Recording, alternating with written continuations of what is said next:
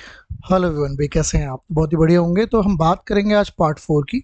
Advance maths का ये section है जो आपका एसएससी सीजीएल के एग्जामिनेशन के लिए इंपॉर्टेंट होगा।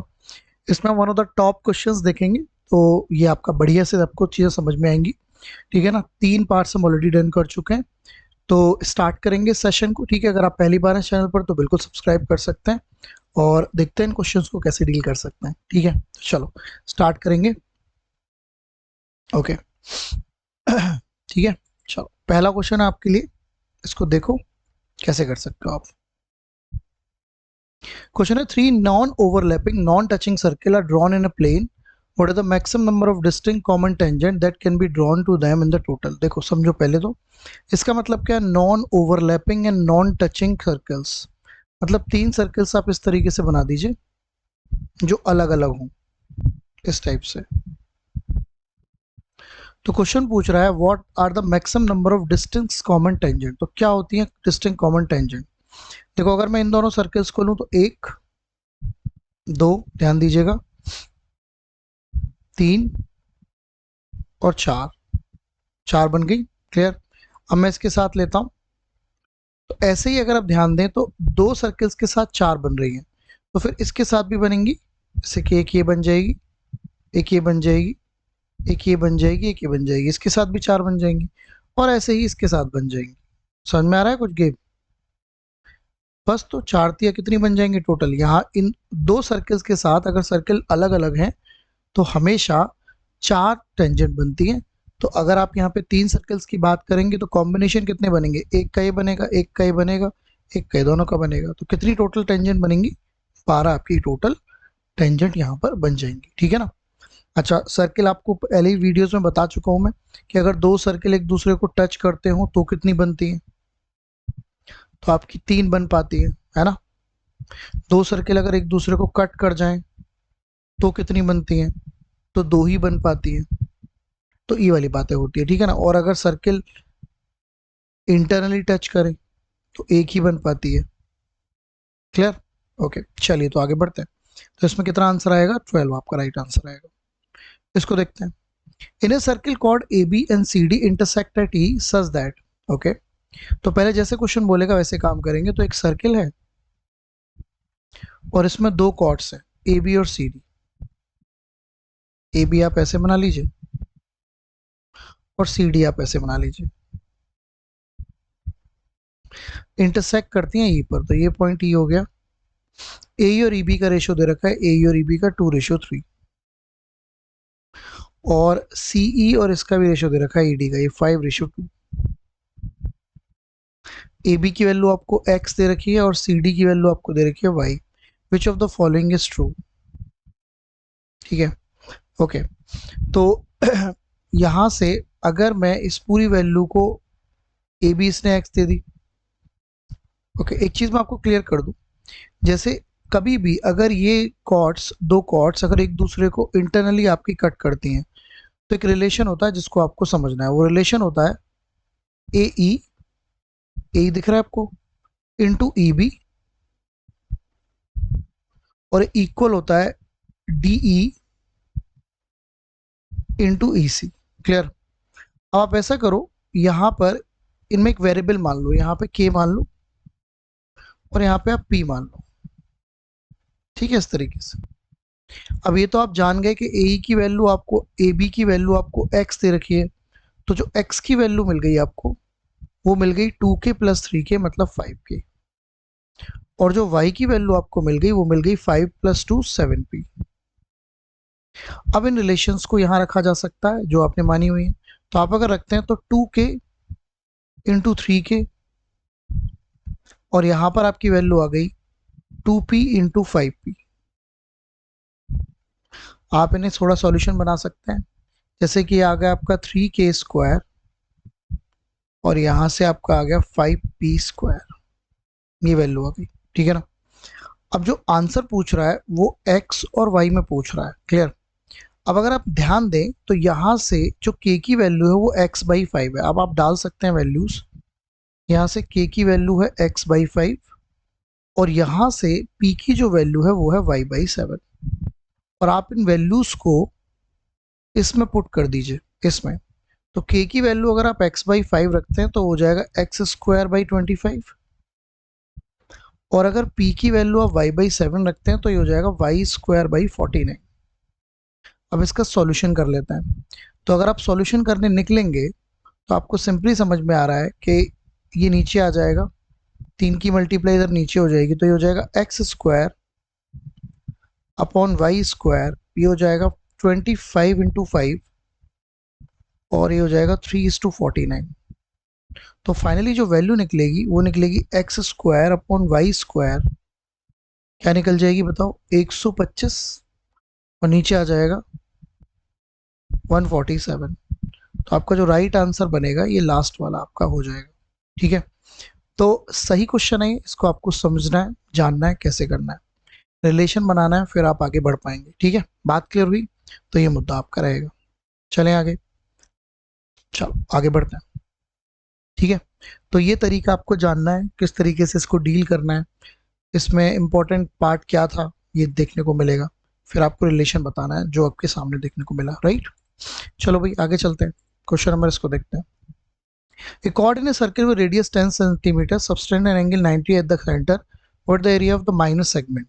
सेगमेंट बहुत पूछा जाता है पेपर में।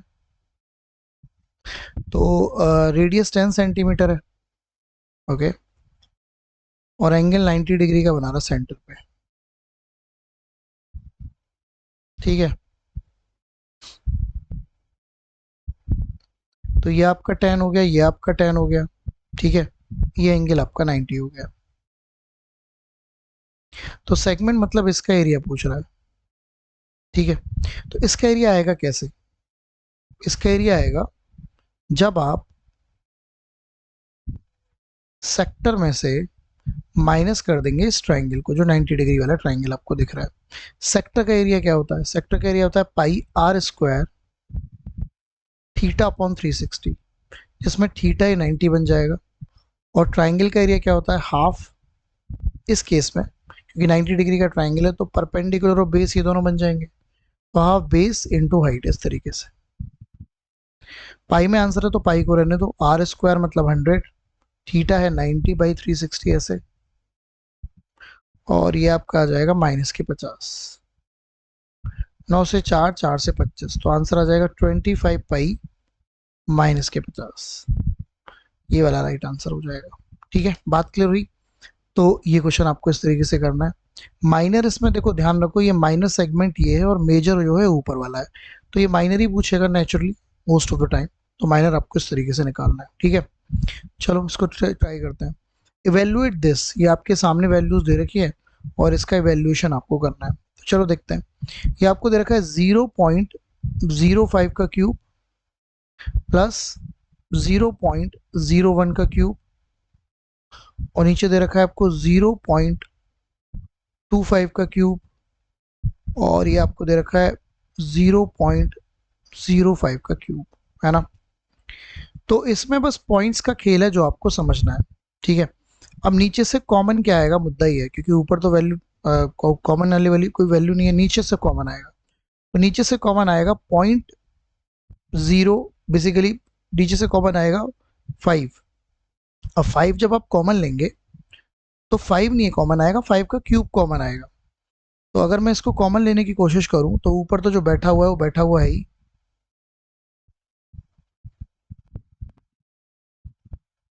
नीचे से 5 का क्यूब कॉमन आ जाएगा।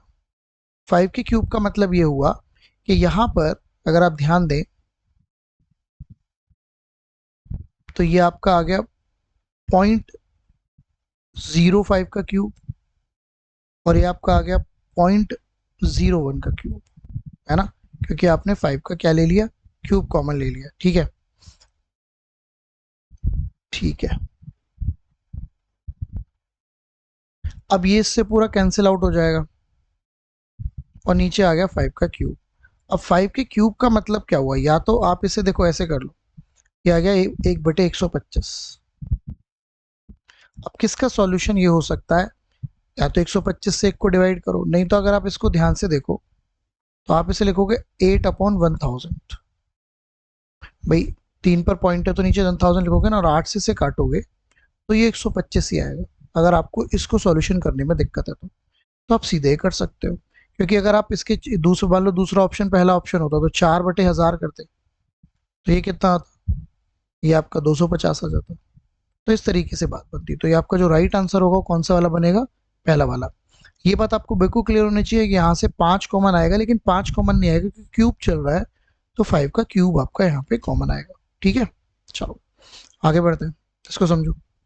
ए flag pole has a shadow measuring 10 metre, given that the height of the flagpole is 10√3 meter, what is the angle at which the sun is elevated। देखो फ्लैग पोस्ट इस तरीके का होता है और इसकी जो शेडो बनेगी वो नीचे बनेगी, और इसकी शेडो की लेंथ है 10 मीटर और फ्लैग पोस्ट है 10√3 मीटर का। तो एंगल ऑफ क्या पूछ रहा है, ओके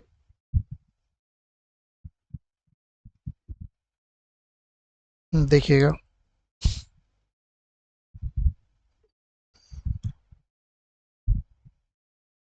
हाँ तो आपसे पूछ रहा है कि भाई ये बताओ what is the angle at which the sun is elevated. तो देखो सिंपल सी बात है, आपको ये वाला एंगल पूछ रहा है। एक बात आपको समझ लेनी है कभी भी, है ना, हाइट एंड डिस्टेंस की बात हो रही है, अगर ये x है और ये आपका x√3 है, तो ये वाला जो एंगल होगा ये हमेशा 60 डिग्री होगा। एक चीज और सुन लीजिए, अगर ये h है और ये h√3 है, तो ये वाला एंगल हमेशा 30 डिग्री होगा। हमेशा 30 डिग्री के केस में बेस बड़ा होता है, 60 डिग्री के केस में परपेंडिकुलर बड़ा होता है। और अगर ये दोनों बराबर हैं,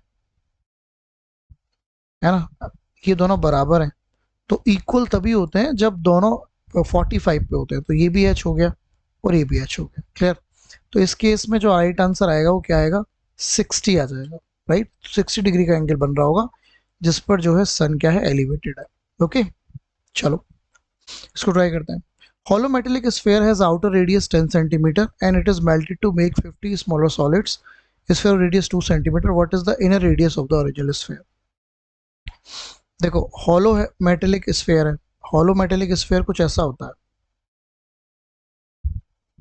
इसकी इनर रेडियस होती है, इसको हम R1 बोलते हैं, और एक आउटर रेडियस होती है, इसको हम R2 बोलते हैं। इससे आपने 50 स्मॉल स्फेयर बनाया सॉलिड। ये सॉलिड स्फेयर है, ये आपका हॉलो था जिसकी रेडियस है 2 सेंटीमीटर। तो ये बात तो क्लियर है कि आपने इससे बनाया तो वॉल्यूम्स इक्वल होंगे। अब इसका वॉल्यूम क्या होता है वो मैं यहाँ पे लिख देता हूँ।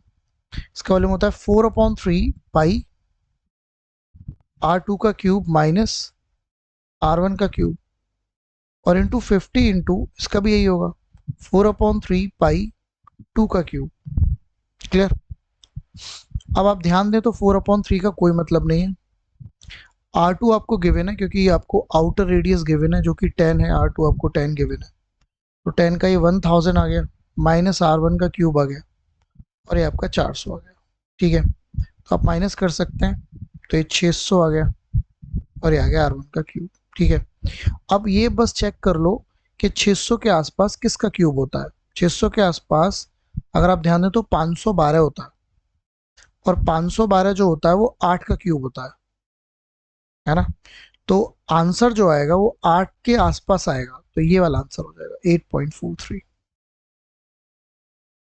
देखो R1 का क्यूब है और ये 600 आ रहा है, अगर आप ध्यान भी दें मतलब नेचुरली भी देखें तो देखो आपको ये तो क्लियर है ना कि 8 का जो क्यूब होता है वो 512 होता है और 9 का जो क्यूब होता है वो 729 होता है। तो बेसिकली इन दोनों के बीच में आंसर होगा, तो वो एक ही आंसर है 8.43, तो that will be the right answer. Okay done है बात, तो ये आपको करना है।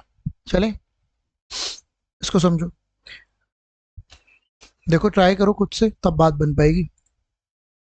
तो इन क्वेश्चंस को बहुत अच्छे से आपको समझना है, एक एक चीज को बात बारीकी से समझना है, तो आप इजीली कर पाओगे। देखो the volume of a hemisphere is numerically equal to the 4 times curve surface area. सबसे पहले बात करेंगे हेमिस्फेयर की।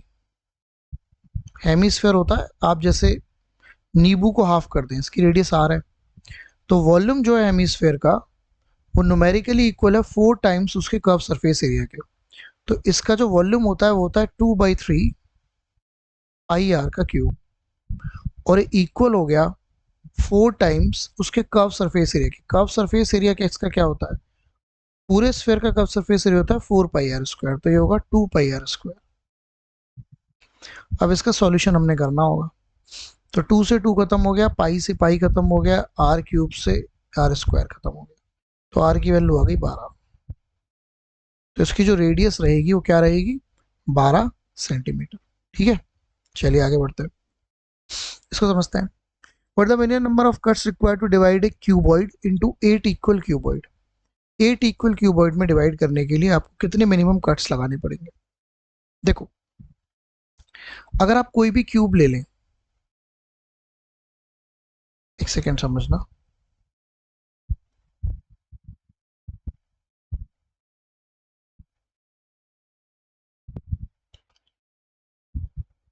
अगर आप कोई भी क्यूब ले लें इस तरीके से,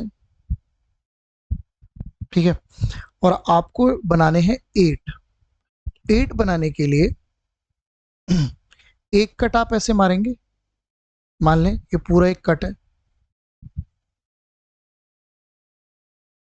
ये इस टाइप से आपको दिख रहा होगा, क्लियर। तो इससे क्या होगा, इससे बेसिकली क्या होगा कि ये 2 हिस्सों में बढ़ जाएगा, क्लियर। अब आपको चाहिए 8, तो अगर मैं ऐसे 3 कट मार दूं इस टाइप से, ध्यान से देखिएगा, एक कट तो ये है ना, तो इससे क्या होगा, 2 ऊपर के मिल जाएंगे। अब ध्यान से देखिएगा, थोड़ा 3D दिख रहा है आपको, एक कट ये, तो ऊपर यहाँ पे 2, यहाँ भी 2 और यहाँ भी 2, ठीक है, तो मिल गए 8। तो आपने कट कितने मारे, एक वर्टिकली मारा और 2 आपने हॉरिजॉन्टली मारे, तो बेसिकली 3 कट आपने मारे, ठीक है। 3 कट मारने से क्या हुआ कि आपको कितने मिल गए, 8। अच्छा, ये क्वेश्चन अभी आगे भी आएगा जिसमें ज़्यादा और पूछेगा, तो आपको जो सिस्टम समझना है, इसमें हमेशा क्या चलेगा, इसमें जो कट्स चलेंगे वो 8, 16 इसी तरीके से मूव करेंगे, क्लियर। अब मुझे अगर 16 बनाने होते तो मैं एक कट ऐसे मारता और एक कट ऐसे भी मारता, इस टाइप से इधर भी मारता, तो मेरे को एक सरफेस पे, ध्यान दीजिएगा, मेरे को एक सरफेस पे 4 कट दिख जाते, तो फिर मैं नीचे कितने मारता, ये भी समझना है आपको। अगर ऊपर आपको 4 दिख गए तो 4 का पहाड़ा चलेगा, फिर समझ में आ रहा है, इस तरीके से। अच्छा, मिनिमम कट पूछ रहा है, अगर मैं 1, 2, तो किसी भी केस में इसमें 3 ही कट लगेंगे। अगर आप ऐसे भी मार देते हो तो फिर भी आपको 4 ऊपर मिले तो 4 ही, तो कैसे ही मार लो, ऐसे मार लो, चाहे इस तरीके से, राइट। पॉइंट यहाँ पर ये आता है कि कट्स कैसे करने हैं, 3 डायमेंशन आपको सोचना है, ठीक है। बात करूँ, बाकी आगे क्वेश्चन आएगा तो मैं और क्लैरिटी आपको दूंगा, ओके। इसको देखो, if the height of a cone is triple and the radius is half, how does the volume change। कोन की बात हो रही है, कोन में अगर रेडियस है और एच है, तो पहले इसका वॉल्यूम आएगा 1/3 पाई आर स्क्वायर एच। अब दूसरे केस में जो आपकी इसकी हाइट है उसको आपने ट्रिपल कर दिया है ना, तो नेक्स्ट केस में आपने हाइट को तो 3h कर दिया है और जो रेडियस है उसको आधा कर दिया है। तो अगर आप यही फॉर्मूला यूज करें, 1/3 आर स्क्वायर बाई 4 और यहाँ पे आप 3h लिख दो, ठीक है। तो अब इसका सॉल्यूशन कर लो, पाई बाई थ्री हो गया, आर स्क्वायर से आर स्क्वायर हो गया, एच से एच कट हो गया, 4 इधर आ जाएगा, तो क्या रेशो आ जाएगा, 4:3, बिकम 3/4, हाँ वही आ गया, 3/4 ऑफ द ओरिजिनल, ठीक है ना। तो इस तरीके से आप इसको कर लेंगे। चलें आगे बढ़ते, पढ़ो। साइन एक्स की वैल्यू आपको गिवन है, what is the value of ten x. तो यू नो के साइन एक्स की वैल्यू अगर गिवन है, और साइन क्या होता है भाई, साइन होता है परपेंडिकुलर अपॉन हाइपो, तो ये 5 आ जाएगा, ये एंगल आपका एक्स हो गया। आपको टेन एक्स निकालना है, टेन आप जानते हैं क्या होता है, टेन एक्स, टेन होता है परपेंडिकुलर अपॉन बेस, तो 12/5, ये आपका राइट आंसर हो जाएगा, है ना। चलिए आगे बढ़ते हैं, इसको समझो। What the value of tan A plus cot A, अगर टेन ए आपको 2 दे रखा है, ये 2 दे रखा है, अगर टेन ए आपको 2 दे रखा है तो टेन होता है परपेंडिकुलर अपॉन बेस, तो ये आ जाएगा √5। आप इसकी वैल्यू रख लीजिए, तो टेन ए तो 2 है, इसकी ज़रूरत ही नहीं थी वैसे तो, और कॉट ए होगा इसका उल्टा, तो कितना आ जाएगा, 5/2। 5/2 आपके इस क्वेश्चन की राइट वैल्यू आ जाएगी, ठीक है। चलो आगे बढ़ते हैं। इसको ट्राई करते हैं। What is the slope of line this, तो आपको बताना है इस लाइन का स्लोप क्या होगा। तो कभी भी कोई लाइन इस तरीके से लिखी हो, A X plus B Y plus C is equal to 0, इसका जो स्लोप होता है वो minus coefficient of X upon coefficient of Y होता है। ये शॉर्ट फॉर्म में हम इसको लिखते हैं माइनस के ए बाई बी। अब इस केस में 2 आपका ए है और बी आपका 3 है, तो माइनस के 2/3 आपके इस क्वेश्चन का राइट आंसर आ जाएगा। कभी भी क्वेश्चन इस टाइप से लिखी हो तो इसका जो स्लोप का फॉर्मूला होता है वो ये होता है, इसको हमेशा याद रखिएगा और इस तरीके से इसको डील करना है। ठीक है, बात क्लियर हुई? ओके, चलिए। A sector of circle has a center angle 60 and a radius of 8 centimeter. Another sector of a same circle has a center angle 60 degree. What is the ratio of the area of the first sector to the area of the, अरे जब भाई angle ही same है और उसी circle की बात हो रही है तो ये बराबर ही होगा, इसमें क्या दिक्कत है? It's very easy. भाई एंगल सेम है तो कोई दिक्कत ही नहीं है ना, फिर तो सेम ही रहेगी बात। ओके, इसको समझो। ये triangle can have 2 right angle, नहीं 2 राइट एंगल हो जाएंगे तो फिर तीसरा एंगल तो 0 हो जाएगा और ट्राइंगल के तीनों एंगल का सम 180 होता है, ऐसा तो नहीं है। 1 ऑब्ट्यूस एंगल 1 राइट एंगल, बिल्कुल बात हो सकती है। Only 1 right angle 1 obtuse angle and 1 right angle, अच्छा नहीं एंड आ रहा है ना तो ये भी नहीं हो सकती। ओनली 1 राइट एंगल, और हाँ ये बात सही है, या तो राइट एंगल होगी एक एंगल, एक ऑब्ट्यूस हो सकती है। 3 acute angle each measuring more than 60, ऐसे कैसे हो सकता है भाई? एक्यूट एंगल मोर देन 60 कैसे हो सकता है? एक्यूट एंगल या तो मैक्सिमम 60 हो सकते हैं, क्योंकि 60 60 60 180 हो जाएगा। तो आपका जो राइट आंसर होगा क्या होगा, या तो एक राइट एंगल हो सकता है या फिर एक क्या हो सकता है, ऑब्ट्यूस एंगल हो सकता है। ठीक है, देखो, a line L is perpendicular bisector of line segment correcting point this and this, what is the y intercept of line? Okay, तो A और B आपको दे रखा है पॉइंट्स, A आपको दे रखा है 2 5 और B आपको दे रखा है 8 -1। L is perpendicular bisector of line segment, तो इसका परपेंडिकुलर बाइसेक्टर का मतलब होता है बिल्कुल मिड में होगा और परपेंडिकुलर भी होगा।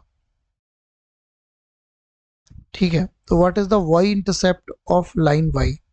तो सब लाइन L, तो सबसे पहले आपको ये लाइन L निकालनी पड़ेगी। ठीक है, पहली बात तो मैं आपको क्लियर कर देता हूँ कुछ चीजें। अगर ये परपेंडिकुलर बाइसेक्टर है तो ये मिड पॉइंट होगा, समझिएगा बात को। अगर ये मिड पॉइंट होगा तो मिड पॉइंट निकालने का तरीका क्या होता है? मिड पॉइंट निकालने का तरीका ये होता है x1 प्लस x2/2, तो 8 और 2 10/2, तो इसके कोऑर्डिनेट आ गए 5, 5 और -1 4/2 2, तो इसके कोऑर्डिनेट आ गए 5 2 आ गए। मतलब इस लाइन पे एक पॉइंट है 5 2। ओके, और अगर ये इसके परपेंडिकुलर है, समझिएगा बात को, तो अगर मैं इस लाइन की m1 मानता हूं और इस लाइन को m2 मानता हूं, इसकी बेसिकली स्लोप, तो एक रिलेशन होगा m1 into m2 is equal to -1। तो आपको m1 कैसे निकलेगी? जब भी कोऑर्डिनेट्स दे रखे हों, अगर मैं इसको x1 मानता हूं, इसको y1 मानता हूं, इसको x2 मानता हूं, इसको y2 मानता हूं, तो m1 का फॉर्मूला होता है y2 minus y1 upon x2 minus x1। तो जो m1 आएगी वो आएगी आपकी -1 प्लस माइनस के 5 और ये आ जाएगी आपकी 8 -2, तो ये m1 आ जाएगी माइनस के 6/6, तो -1 ये आ गई। अब m1 की वैल्यू अगर आप यहां डाल दें तो आपके पास m2 आ जाएगा, और m2 आ गया 1, आ गया m2 1, तो इसकी m2 आ गई 1। अब आपको जो इक्वेशन निकालनी है, मतलब आपको जो इक्वेशन निकालनी है इस L की निकालनी है, क्या निकालनी है? इसका y इंटरसेप्ट निकालना है। चलो तो पहले इक्वेशन निकाल लेते हैं। इक्वेशन का फॉर्मूला होता है y minus y1 m x minus x1। ये किसी भी इक्वेशन को जिसमें स्लोप और किसी एक पॉइंट से जाती हो उसका फॉर्मूला होता है। तो y माइनस y1 मतलब y माइनस 2, m की वैल्यू 1 ही मिल गई, और x माइनस फाइव, ये क्वेश्चन आ गई आपके पास। तो अब आपको इसमें अगर y इंटरसेप्ट निकालना है, एक क्वेश्चन आ गई, तो आप इसमें किसको x को जीरो कर सकते हैं। x को अगर आप जीरो कर देते हैं तो ये आ गया माइनस के फाइव, तो y की जो वैल्यू आ गई वो माइनस की थ्री आ गई। तो that will be the right answer. तो इस क्वेश्चन में आपसे सब कुछ पूछ लिया, बढ़िया सवाल है जिसको आपको समझना है। तो इसमें बहुत सारी चीज़ें आपको पता लगी कि आपकी बेसिकली स्लोप कैसे काम करता है, फिर उसके बाद इक्वेशंस की वैल्यूज कैसे निकलती है, तब आप कर पाएंगे, ठीक है ना। तो जब आप ऐसे क्वेश्चंस को करते हैं तो आपके पूरे में से पूरे नंबर वाला हिसाब बनता है, ये मुद्दा होता है, ठीक है। लॉजिक समझ में आया तो बढ़िया क्वेश्चन है जिसको आपको जानना है। क्लियर? ओके, चलिए आगे बढ़ते हैं। The area of triangle ABC is 16 centimeter square. A similar triangle DF has sides that are twice the length of the triangle ABC sides. What is the area of the triangle DF? देखो अगर twice है ना length sides की, तो area चलता है square में। अगर साइड्स ट्वाइस है तो एरिया चलेगा स्क्वायर में। तो 1:4, अगर 1 की वैल्यू आपको 16 है तो आपकी जो इसका जो एरिया होगा 64 होगा, 64 सेंटीमीटर स्क्वायर। ठीक है, चलें आगे। आओ, आपको इसकी वैल्यू निकालनी है, ठीक है, देखते हैं क्या कर सकते हैं।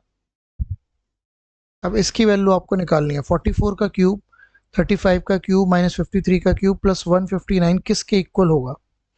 अब अगर आप ऑप्शंस को ध्यान से देखें, अच्छा इसमें कोई ट्रिक विक नहीं लगेगी, तो आपको थोड़ा सा इसमें समझना पड़ेगा क्या करना है क्या नहीं करना। अगर हम ध्यान दें तो 44 का क्यूब, 35 का क्यूब, 53 का क्यूब प्लस 159। अब अगर मैं इसको यूनिट डिजिट से करने की कोशिश करूं तो 4 के क्यूब में 4 यूनिट डिजिट आएगा, 5 के केस में 5 यूनिट डिजिट आएगा, और 3 के केस में 7 यूनिट डिजिट आ जाएगा, और यहाँ पे तो 9 है ही। तो अगर आप ध्यान दें, ये आपका 9 और 9 18, 18 में से अगर आप 7 माइनस करते हैं, हाँ, तो लास्ट में आपका अगर देखा जाए, ठीक है, हाँ अंत में 7 ही आएगा। तो इसको यहाँ पे ना, क्योंकि कोई वैल्यू तो बन नहीं रही, कोई वैल्यू तो बन नहीं रही, तो इसको हम सॉल्यूशन कर तो सकते हैं। तरीका क्या ढूंढना होगा, सारा खेल ही है। आप इसको लगभग भी नहीं मान सकते क्योंकि आंसर्स जो हैं इस टाइप से मूव कर रहे हैं। क्यूब निकालेंगे तो टाइम बहुत लगेगा, है कि नहीं, टाइम की भी तो बात है ना। तो तरीका क्या करना चाहिए वो देखते हैं, कुछ ना कुछ तरीके तो निकालने होंगे।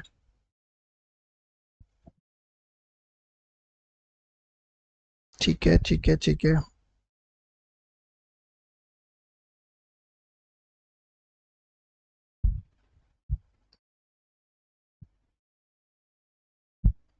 अगर मैं इन दोनों की ही बात देखूं, 9 2, हाँ बात तो कुछ ठीक ही लग रही है।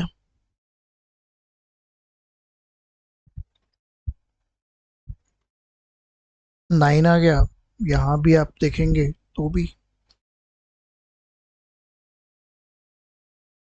इस हिसाब से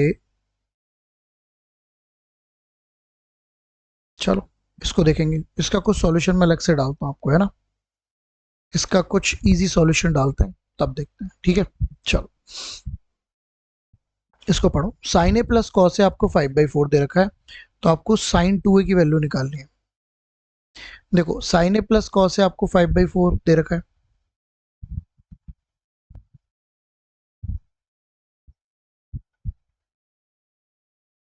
और जो साइन 2a का फॉर्मूला होता है ना उसको समझ लो आप।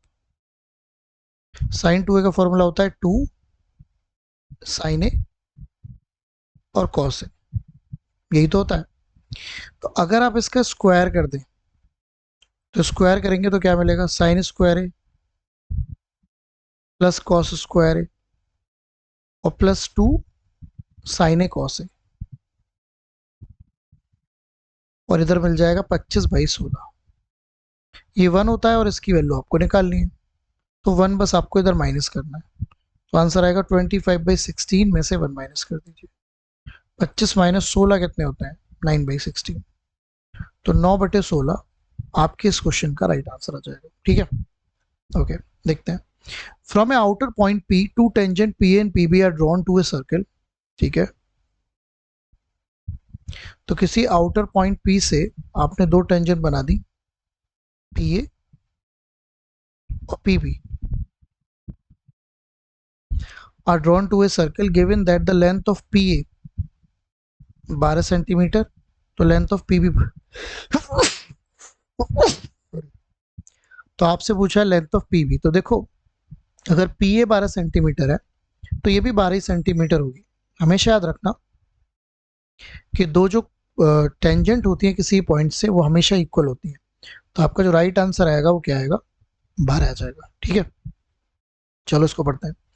A circle is inscribed within a right angle triangle. Consider the length of the two legs measuring 6 and 8. What the radius of the inscribed circle? देखो, एक राइट एंगल ट्राइंगल है और उसकी जो टू लेग्स हैं 6 है 8 है और इसके अंदर एक सर्किल है, तो इसको हम बोलते हैं इन सर्किल। इसकी रेडियस होती है स्मॉल r। तो राइट एंगल में हमेशा याद रखिएगा, अगर इन सर्किल है तो राइट एंगल में इन सर्किल का जो रेडियस होता है उसका डायरेक्ट फॉर्मूला होता है, वो होता है perpendicular plus base minus hypo divided by 2। तो ये आप पता है ये 10 हो जाएगा, तो ये हो जाएगा 8 + 6 - 10, 8 + 6 - 10/2, तो ये आपका हो गया 4/2। तो फाइनली आ गया 2। तो आपका जो राइट आंसर आ जाएगा वो 2 आ जाएगा। ठीक है, कर लेंगे तो ये मुद्दा आपका रहेगा। ठीक है, ओके डन है बात। तो इनको समझो क्वेश्चंस को, कैसा लगा सेशन मुझे बताओ। बाकी अगले सेशन के साथ मिलते हैं बढ़िया तरीके से। ठीक है, चलो all the best, take care, bye bye.